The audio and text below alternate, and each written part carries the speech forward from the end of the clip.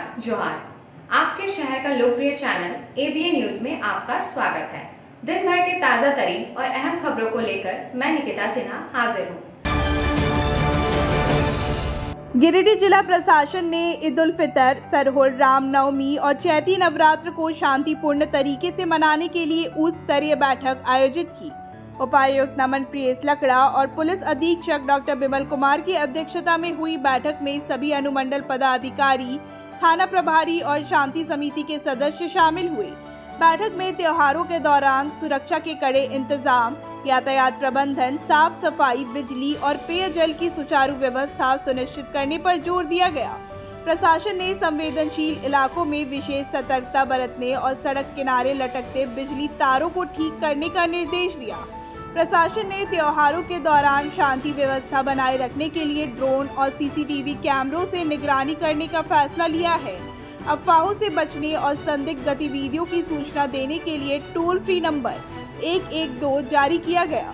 Social media पर अफवाह फैलाने वालों पर भी प्रशासन कड़ी नजर रखेगा।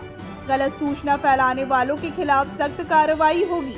रामनवमी जुलूस के दौरान डीजे पर पूर्ण प्रतिबंध रहेगा और पारंपरिक वाद्य यंत्रों के उपयोग पर जोर दिया गया है। साथ ही पर्याप्त रोशनी, मेडिकल टीम और अग्निशमन की व्यवस्था सुनिश्चित करने के निर्देश दिए गए हैं।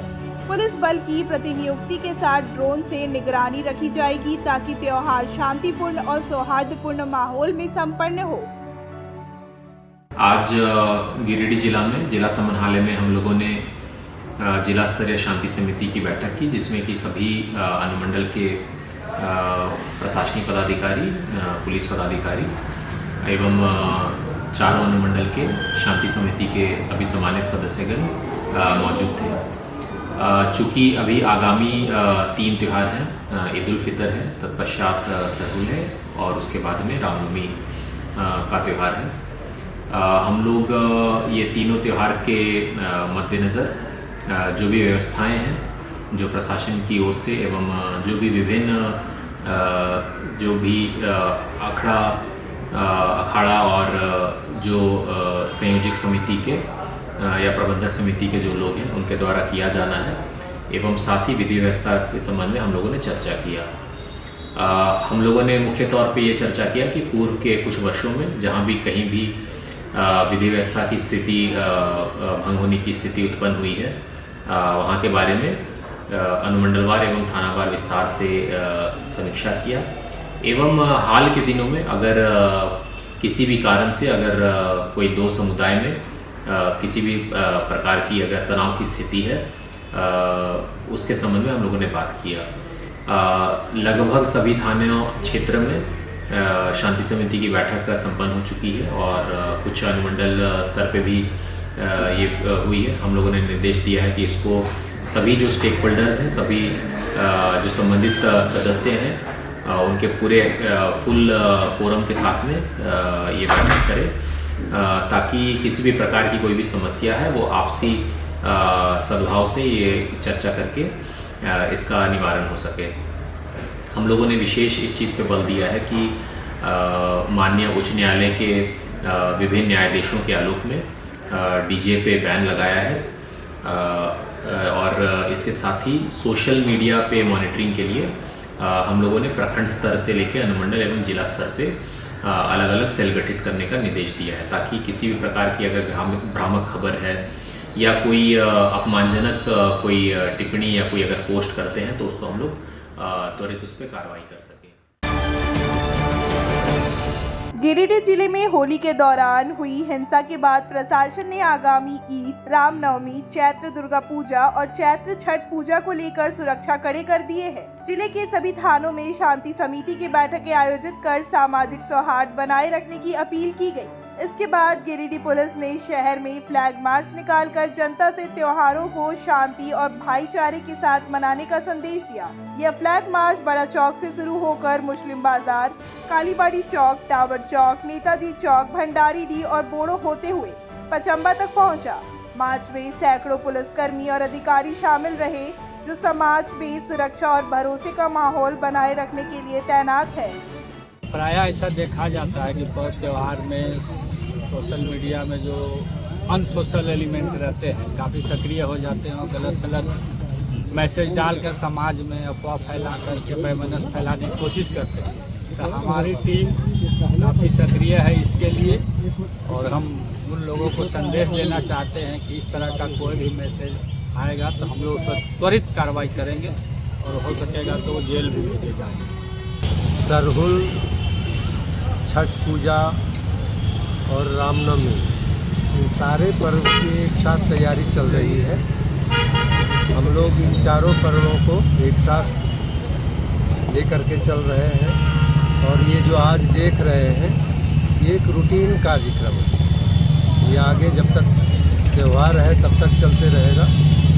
इसका उद्देश्य अराजकता पैदा करने वाले लोगों के बीच में ये संदेश देना है कि आप अपनी हरकत से बाज आइएगा और आम जन के बीच में विश्वास पैदा करने के लिए किया जा रहा है।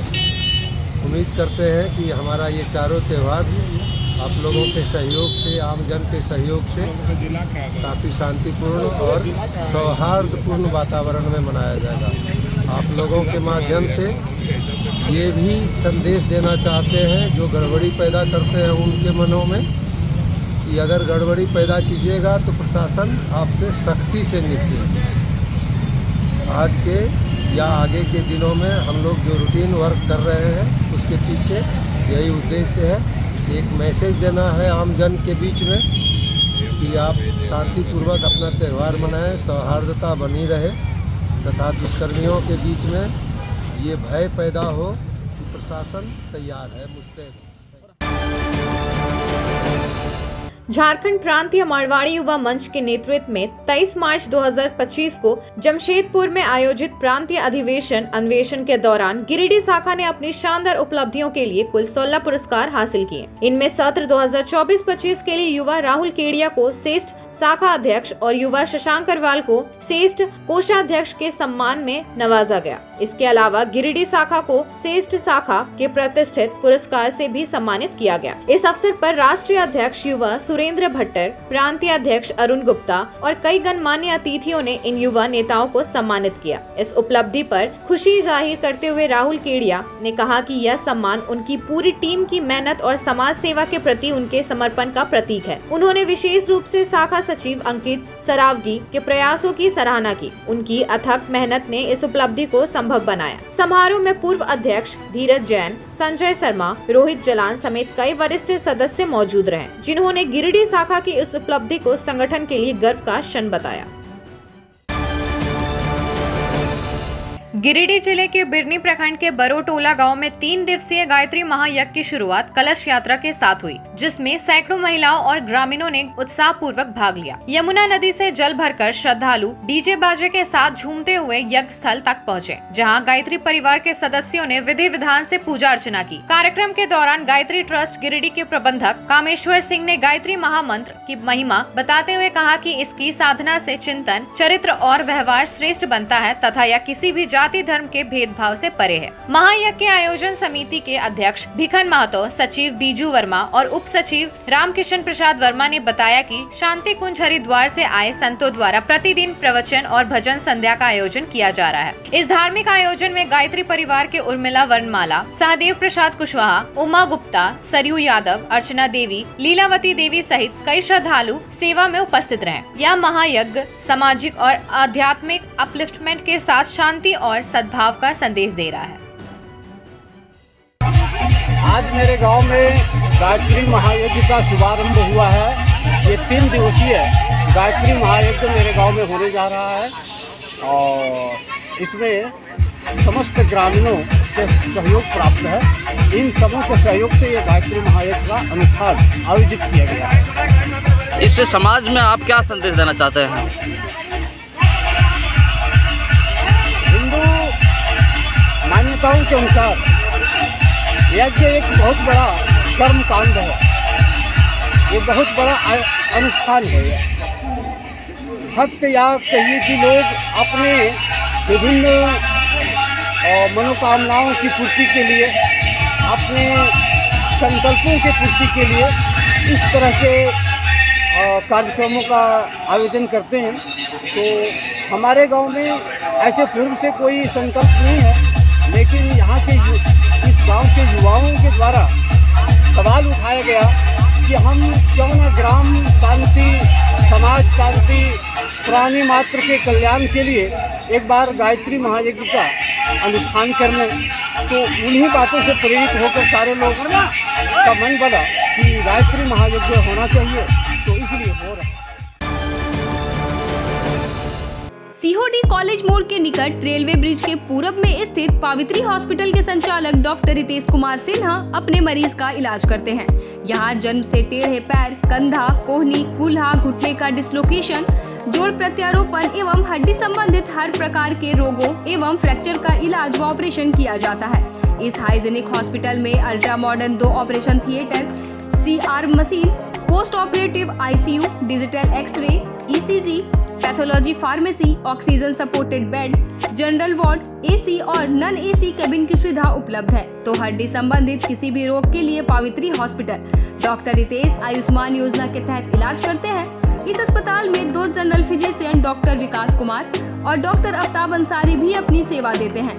पता कॉलेज मोड़ के निकट रेलवे ओवर ब्रिज के पूरब में, सीहोडी, गिरिडीह। झारखंड के प्रसिद्ध पर्यटन स्थल खंडोली डैम की सुंदरता को समेटे हुए nature view resort and restaurant आपके स्वागत में बाहें फैलाए खड़ा है। प्राकृतिक सौंदर्य से आच्छादित और भव्यता का अद्भुत संगम यह रिजॉर्ट में आने वाले लोगों का मन मोह लेता है। विशाल क्षेत्र में फैले इस रिजॉर्ट में खूबसूरत हट्स, बैंक्वेट हॉल, आधुनिक मीटिंग और सेमिनार हॉल, लॉन और पार्किंग की सुविधा उपलब्ध है। यहाँ birthday party, kitty party, engagement, शादी, विवाह या रिसेप्शन आदि को यादगार बनाने के लिए यहाँ उपयुक्त माहौल है। यहाँ के लजीज व्यंजन आपकी स्वानेंद्रियों को नया अनुभव देंगे, जिनमें Indian, tandoori, south Indian, Chinese जैसे और भी कई स्वादिष्ट विकल्प शामिल हैं। पूरे परिवार के साथ मनोरम दृश्य के बीच स्वादिष्ट भोजन का आनंद लेने का यह अनुभव आपके दिलों में बस जाएगा। तो देर ना करें, झारखंड के गिरिडीह जिले के खंडोली डैम स्थित इस मनोरंजक स्थल का दौरा करें और अपने जीवन के कुछ अनमोल पल को यादगार बनाएं। अपने घर के इंटीरियर को बनाएं और भी खूबसूरत।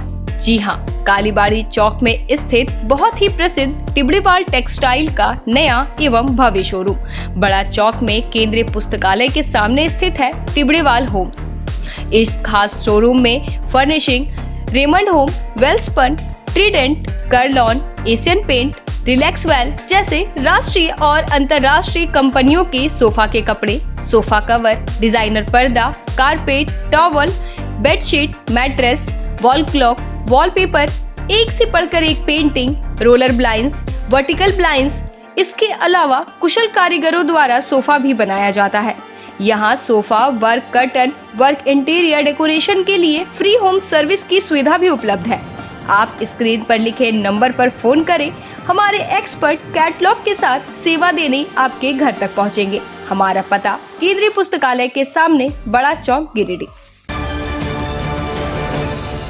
गिरिडीह का दशकों पुराना हवाई अड्डा अब नए रूप में दिखेगा, क्योंकि राज्य सरकार ने इसके विस्तार के लिए 35 करोड़ रुपए की मंजूरी दे दी है। नगर विकास मंत्री सुदिव्य कुमार सोनू के निरंतर प्रयासों का परिणाम आखिरकार सामने आया। उन्होंने गुरुवार को जानकारी देते हुए बताया कि रनवे विस्तार के लिए कुल 25 एकड़ भूमि की आवश्यकता होगी, जिसमें से 17.97 एकड़ जमीन रियातों की है, जिसका अधिग्रहण किया जाएगा। मंत्री ने उम्मीद जताई कि इस परियोजना को जल्द ही गति मिलेगी और गिरिडीह के नागरिकों को बेहतर हवाई सेवा का लाभ मिलेगा। हवाई अड्डे के विस्तार से न केवल क्षेत्र के विकास को बढ़ावा मिलेगा, बल्कि व्यापार और पर्यटन को भी नया आयाम मिलेगा। गिरिडीह समाहरणालय परिसर में उपायुक्त नमन प्रियस लकड़ा ने फीता काटकर और दीप प्रज्वलित कर बैंक ऑफ इंडिया के एक्सटेंशन काउंटर का शुभारंभ किया। इस मौके पर उप विकास आयुक्त, बैंक के जोनल हेड, अनुमंडल पदाधिकारी और अन्य अधिकारी मौजूद रहे। समाहरणालय में पहले से ही बैंक ऑफ इंडिया का ATM था, लेकिन अब बैंक शाखा खुलने से यहां आने वाले नागरिकों को बैंकिंग सेवाओं का सीधा लाभ मिलेगा। मीडिया से बातचीत में उपायुक्त ने बताया कि बैंकिंग सेवाओं के बिना सरकारी और निजी कार्यों में रुकावटें आती है। अब समाहरणालय परिसर में ही बैंक होने से सरकारी योजनाओं जैसे मुद्रा लोन, पीएम रोजगार सृजन योजना, केसीसी और सीएम रोजगार सृजन योजना का लाभ लेना आसान होगा। साथ ही समाहरणालय कर्मियों को भी बैंकिंग सेवाओं के लिए बाहर जाने की जरूरत नहीं पड़ेगी। यहाँ खाता खोलने से लेकर पैसे के लेन देन तक सभी बैंकिंग सुविधाएं उपलब्ध होंगी, जिससे आम जन को बड़ी राहत मिलेगी। आज गिरिडीह समाहरणालय में बैंक ऑफ इंडिया का एक्सटेंशन काउंटर, जो कि गिरिडीह शाखा से लिंक्ड है, उसका उद्घाटन किया जा रहा है। ये जिला प्रशासन के लिए बहुत ही अच्छी बात है। ये न सिर्फ यहाँ के विभिन्न ऑफिसेस को, बल्कि हमारे यहाँ जो भी आम जनता जो आती है, उनको अगर किसी तरह की बैंकिंग सर्विसेज की ज़रूरत है वो यहाँ पे अवेल कर सकते हैं। मुझे बताते हुए खुशी हो रही है कि अब हमारे यहाँ प्रज्ञा केंद्र यानी कि CSC, आधार सेंटर और बैंक ऑफ इंडिया का ATM भी कुछ टाइम पहले यहाँ पे शुरुआत हुआ था। ये सभी जो भी सर्विसेज है अब हमारे यहाँ पे उपलब्ध है। मैं धन्यवाद देना चाहता हूँ बैंक ऑफ इंडिया को और इनके तमाम मैनेजमेंट को, सभी ऑफिशियल्स को, ZM साहब, ATM साहब को।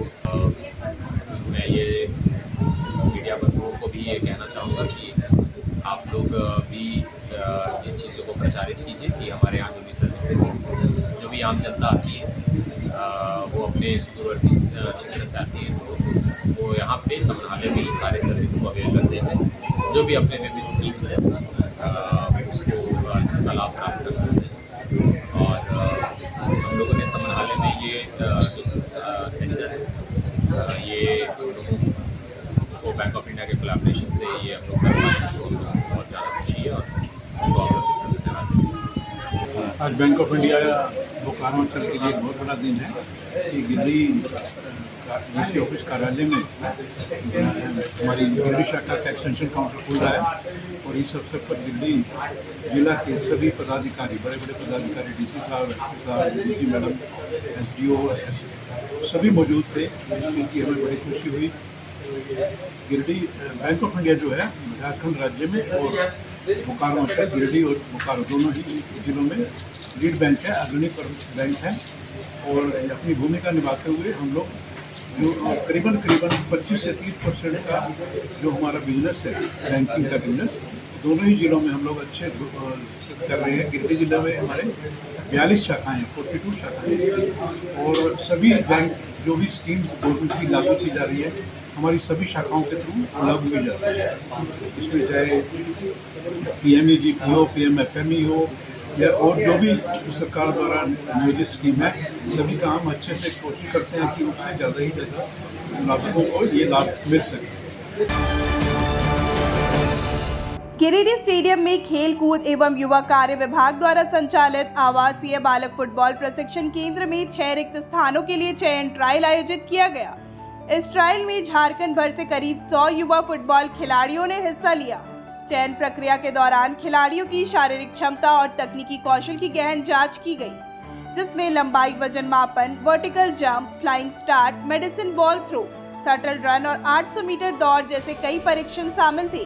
फुटबॉल केंद्रित टेस्ट में किकिंग एक्यूरेसी, बॉल जगलिंग और स्पीड रनिंग विद बॉल जैसी गतिविधियों के माध्यम से खिलाड़ियों की क्षमता परखी गई। इस चयन ट्रायल का संचालन जिला खेल पदाधिकारी अर्जुन बरला और झारखंड फुटबॉल संघ के सचिव गुलाम रब्बानी की देखरेख में किया गया, जिससे पूरी प्रक्रिया निष्पक्ष और पारदर्शी रही। चयनित खिलाड़ियों को उच्च स्तरीय प्रशिक्षण, आधुनिक सुविधाएं और विशेषज्ञ कोचिंग प्रदान की जाएगी, जिससे वे राष्ट्रीय और अंतर्राष्ट्रीय स्तर पर अपना भविष्य संवार सके। जिला खेल कार्यालय गिरिडीह एवं झारखंड सरकार प्रदेश में खेल संस्कृति को मजबूत करने के लिए प्रतिबद्ध है, जिससे युवा खिलाड़ियों को उचित मंच और अवसर मिल सके।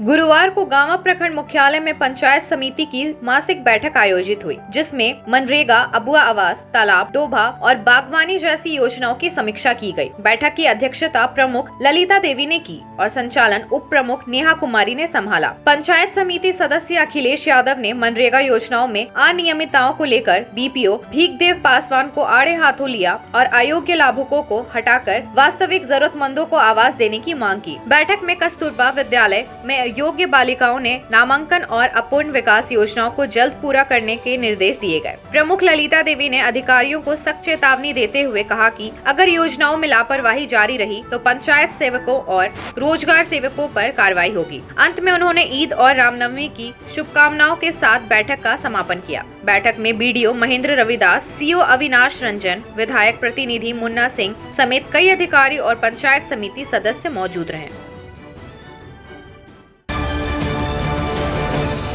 झारखंड उच्च न्यायालय के आदेश और अपर समाहर्ता गिरिडीह के निर्देशकों की अवहेलना करने वाले तीसरी अंचल अधिकारी के खिलाफ किसानों ने गुरुवार को दूसरी बार सड़क जाम किया। किसान जनता पार्टी तीसरी अंचल कमेटी के नेतृत्व में प्रदर्शनकारी किसानों ने बिना रिश्वत दिए रजिस्टर 2 सत्यापित प्रति देने या उन्हें गिरफ्तार कर जेल भेजने की मांग की। संयोजक दासो मुर्मू ने बताया कि 32 मौजा के किसानों ने जनवरी 2024 में फीस जमा कर दी थी, लेकिन महीनों बाद भी सत्यापित प्रति नहीं मिली, जिससे किसान मजबूर होकर सड़कों पर उतरे। किसानों का आरोप है कि तीसरी अंचल अधिकारी जानबूझकर रजिस्टर 2 सत्यापित प्रति जारी नहीं कर रहे ताकि जमीन सर्वे के समय भारी रिश्वत वसूली जा सके। किसान जनता पार्टी के संरक्षण भागीरथ राय ने इसे प्रशासन की बौखलाहट बताते हुए कहा कि भ्रष्टाचार के खिलाफ किसानों की लड़ाई जारी रहेगी। प्रदर्शन में अन्ना मुर्मूर, मुन्ना टुडू, मंजू हांसदा समेत सैकड़ों किसान शामिल हुए। अब दीजिए एबीए की पूरी टीम को इजाजत। शुभ रात्रि।